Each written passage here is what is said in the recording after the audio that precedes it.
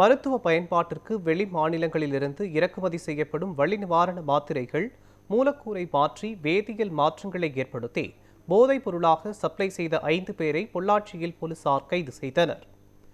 தமிழகத்தின் பல்வேறு பகுதிகளிலும் போதைப் பொருட்களின் பயன்பாடு அதிகரித்து வருவதால் போலீசார் அதனை தடுக்கும் நடவடிக்கைகளை மேற்கொண்டு வருகின்றனர். இந்நிலையில் பொள்ளாச்சி சுற்றுவட்டார பகுதிகளில் கடந்த சில நாட்களாக போதைப்பொருள் பயன்பாடு அதிகரித்து வருவதாக போலீசாருக்கு தகவல் கிடைத்ததன் அடிப்படையில் போலீசார் ரோந்து பணிகளை மேற்கொண்டு வந்தனர்.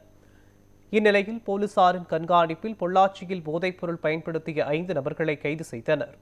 கோவை பகுதியைச் சேர்ந்த ஆகாஷ், கிணத்துக்கடவு பகுதியைச் சேர்ந்த நவீன் நேரு, பிரபு, சூலேஸ்வரன்பட்டியைச் சேர்ந்த பவுன்ராஜ் மற்றும் பொள்ளாச்சியைச் சேர்ந்த ஹரிபிரசாத் ஆகியோரை கைது செய்து விசாரணை மேற்கொண்டனர். விசாரணையில் பல அதிர்ச்சி தகவல்கள் வெளியாகியுள்ளது.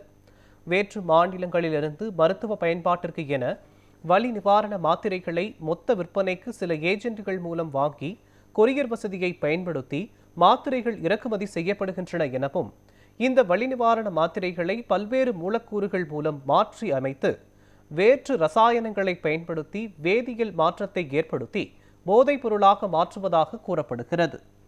இதனை மாத்திரை வடிவத்திலும் ஊசி நுண்குழாயின் மூலம் உடலுக்குள் உட்செலுத்தும் திரவ வடிவத்திலும் போதைப் பொருளாக உருவாக்கப்படுத்தி மார்க்கெட்டிற்கு சப்ளை செய்யப்படுவதாக கூறப்படுகிறது. இந்த கும்பல் பள்ளி மாணவர்கள், கல்லூரி மாணவர்கள், இளைஞர்கள் உள்ளிட்ட பலரை குறிவைத்து போதைப் பொருள் விற்பனை செய்வதாகவும் கூறப்படுகிறது. மேலும் நாடு முழுவதும் இந்த போதை வஸ்துக்கள் பல்வேறு ஏஜென்ட்கள் மூலமாகவும் போதைப் பொருளை பயன்படுத்தும் நுகர்வோர் மூலமாகவும் அடுத்த கட்ட நகர்வை நோக்கி செல்வதாக கூறப்படுகிறது. போதைப் பொருளின் அளவை பொறுத்து சிறிய முதல் பெரிய தொகைக்கு விற்பனை செய்யப்படுவதாகவும் தெரிகிறது.